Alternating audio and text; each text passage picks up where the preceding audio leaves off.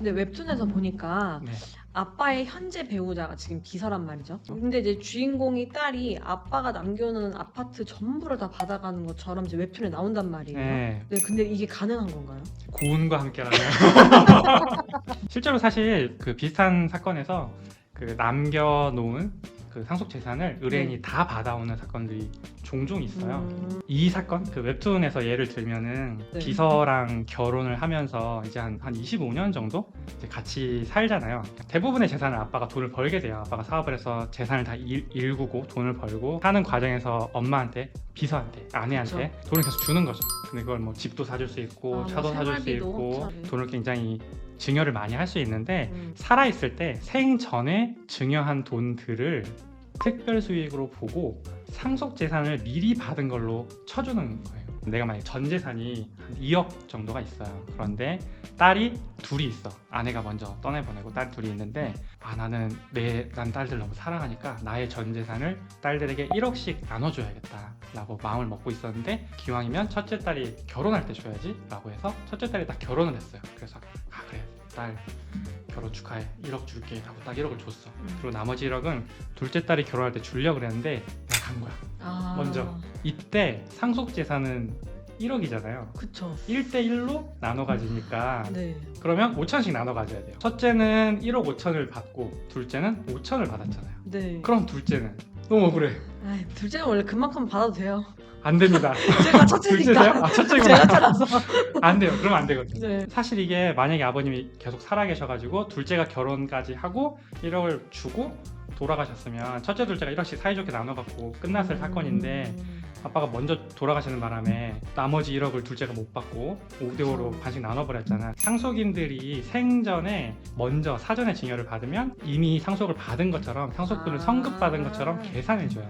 죽기 전에 주는 거나 죽은 뒤에 주는 거나 공평하게 나누는 게 맞다라고 해서 그걸 생전에 증여받은 재산들을 특별 수익이다라고 해가지고 상속분을 성급받은 걸로 치거든요. 아, 둘째 입장에서 중요한 거는 네. 언니가 1억을 사전에 증여받아갔다, 그 생전에 증거가 증여받았다라는 증거, 걸 네. 입증을 해야 돼요. 네. 증여받았다는 증거를 잘 내서 입증을 하면 네. 생전 증여로 받은 게 있으니까 특별수익으로 반영해서 남은 1억을 둘째가 다 받는 걸로 사건이 종결이 되는 건데 입증을 못하면 그냥 5대5로 나눠서 5대5 언니가 1억 5천, 둘째가 1억 5천을 받는 걸로 사건이 끝나는 거예요. 그런데 저희가 네. 그걸 잘하죠. 네, 저희가 이제- 그래서 이제 비서가 네. 돈을 이제 못 가져가고 음. 그 원래 친자였던 딸이 이제 가지고 올 수 있을 돈. 생전에 비서가 이미 굉장히 많은 돈을 받아갔다. 생전에 증여받은 재산이 굉장히 많기 때문에 남아있는 재산은 남은 상속인인 딸이 다 가져오는 게 맞다라고 해서 받아오게 되는 거죠. 상속재산 분할에서 네. 사실 특별수익이랑 기여분이 되게 중요하거든요. 그 두 가지가 아니면 그냥 상속분대로 나누면 되는데 네.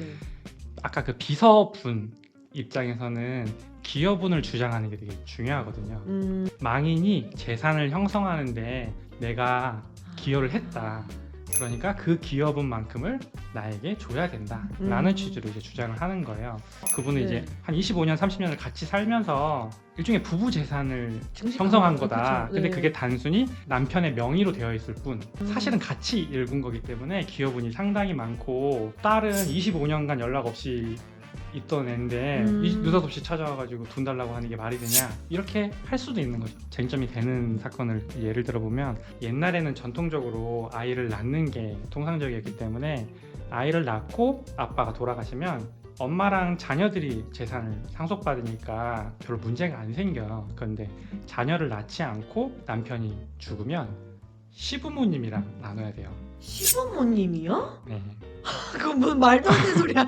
내가 그 네, 그게 남편한테 그렇게- 기여한 게 얼마인데. 그렇죠. 그렇게 돼요. 그러니까 이게 자녀가 어머. 있으면 자녀랑 배우자가 상속을 받는 걸로 사건이 끝나는데 자녀가 없이 남편이 죽으면 시부모님이랑 배우자가 1대 1.5로 나눠요. 좋은 시부모님들은 그냥 다 주세요. 이건 너네가 모은 건데 이걸 우리가 갖는 거는 좀 아닌 것 같다. 네. 이렇게 아름답게 끝나면 아름답게 끝나면. 저희를 찾아오지 않죠. 근데 이제 시부모님이 무슨 소리니?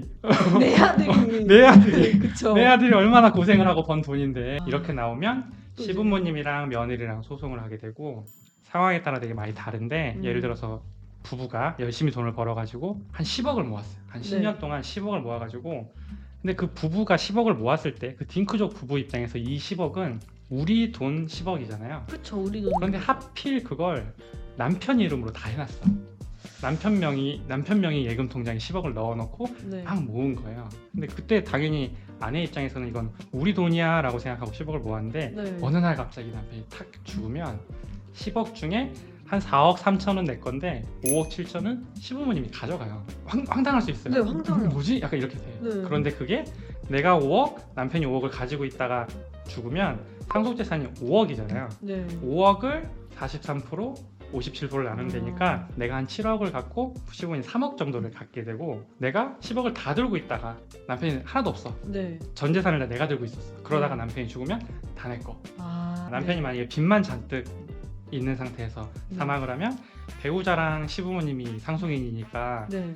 보통 빚이 있으면 상속포기 한정승인 이용을 하게 돼요. 만약에 기업을 인정을 안 해주면 네. 그 아내 입장에서 정말 억울해요. 이게 그쵸. 둘이 정말로 0으로 시작해서 10년 동안 10억을 순수하게 둘이 다 모은 거라고 하면 네. 남편이 10억을 가지고 있었다는 그 우연한 사정 때문에 전 재산의 절반 이상을 줘야 되잖아요. 아, 법원 입장에서 사실 조금 야 이건 조금 그쵸. 이상한데? 라는 생각을 하잖아요. 네. 그때 기업은 주장을 해야 돼요. 아, 이혼할 때는 명의가 크게 중요하지 않거든요. 아, 그래요? 내 명의든 아내 명의든 크게 중요하지 않게 그냥 부부 공동재산을 다 모아서 5대5로 나누고 이렇게 가는 게 대부분이라서 이혼할 때는 사실 명의가 크게 중요하지 않은데 네.